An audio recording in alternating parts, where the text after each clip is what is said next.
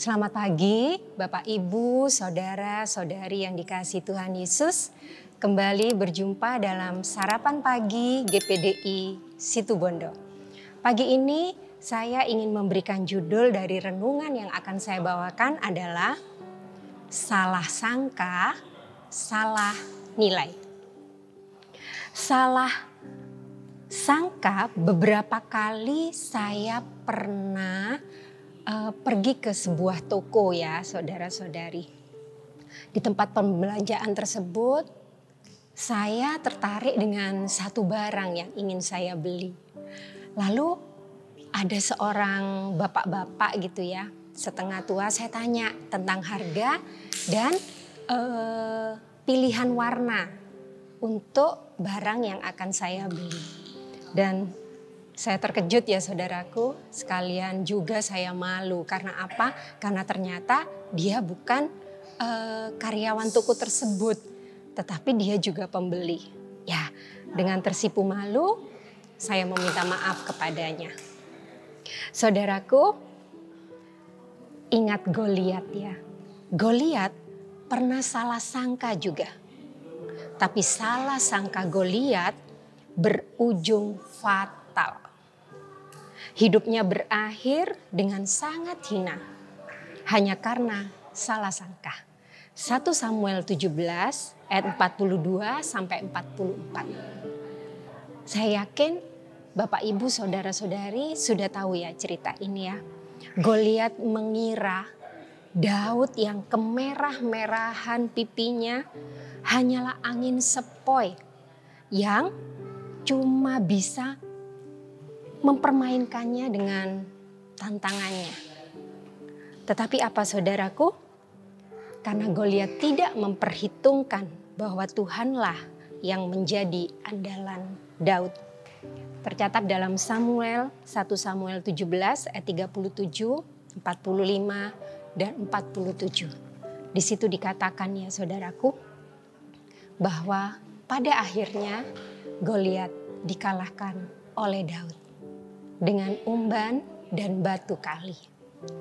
Mungkin dalam kehidupan kita sehari-hari sering orang salah sangka kepada kita karena keadaan jasmani, tingkat ekonomi, dan mungkin juga rupa jasmani kehidupan kita. Tapi kita yakin bahwa Tuhan tidak melihat yang kelihatan. 1 Samuel 16 ayat 7b. 1 Samuel 16 ayat 7b.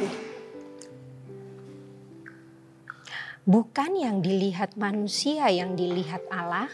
Manusia melihat apa yang di depan mata, tetapi Tuhan melihat hati. Amin. Tuhan melihat hati kita. Seberapa besar kita mengasihi Dia. Seberapa ketaatan kita terhadap firman Tuhan. Walaupun kita penuh dengan keterbatasan, tapi kita punya Allah yang tidak terbatas. Kuasa dan kekuatannya sanggup memampukan kita dalam segala hal. Dari renungan saat ini, kita akan belajar supaya kita tidak terlalu cepat menilai seseorang karena mungkin penampilan luarnya. Ada seorang gadis miskin yang tinggal di desa terpencil ya. Saya pernah baca artikelnya di Pulau Jawa, berhasil meraih penghargaan atas kreasi jus organik yang diprakarsainya. Sehingga dia dapat hadiah jalan-jalan ke Jerman gratis. Ayah dan ibunya hanyalah seorang buruh tani yang seringkali hanya sanggup memberi makan anak-anaknya dengan lauk kerupuk. Tapi toh Tuhan punya penilaian lain. Karena ketekunannya, karena keluarga ini yang begitu rukun, saling mengasihi satu dengan yang lain, Tuhan memberikan kesempatan kepada keluarga ini. Dan sebaliknya, seorang anak pengusaha terkenal, kaya raya, justru tertangkap polisi karena tindak kriminal yang dilakukannya. Saudaraku, kita tidak bisa melihat atau menilai seseorang hanya dari tampilan luar saja. Mungkin dalam pelayanan kita untuk Tuhan, untuk sesama kita, mungkin ada keterbatasan dalam kehidupan kita. Tetapi ingatlah, Tuhan tidak melihat kekurangan kita. Tuhan akan memakai kita karena apa? Dia melihat hati kita. Dia tahu hati kita yang ingin dan rindu untuk melayani Dia. Saudaraku, Samuel seorang nabi besar ya. Dia pernah salah menilai, dia pernah salah sangka. Itu tercatat dalam 1 Samuel 16 ayat 7 bagian A ya.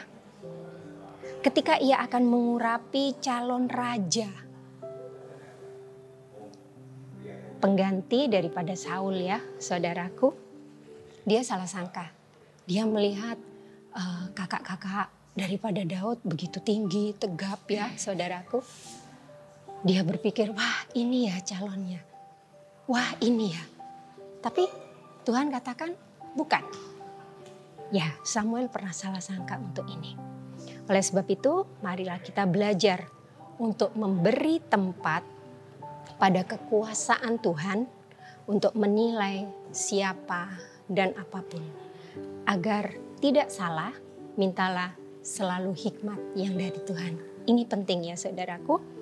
Supaya kita tahu, kita tidak menilai seseorang hanya dari tampilan luar, tapi kita belajar seperti firman Allah katakan, Tuhan melihat hati. Ini renungan yang bisa saya sampaikan pada saat pagi hari ini, biar menjadi berkat bagi Bapak, Ibu, Saudara-saudari yang mendengar. Selamat pagi, selamat beraktivitas, Tuhan Yesus memberkati.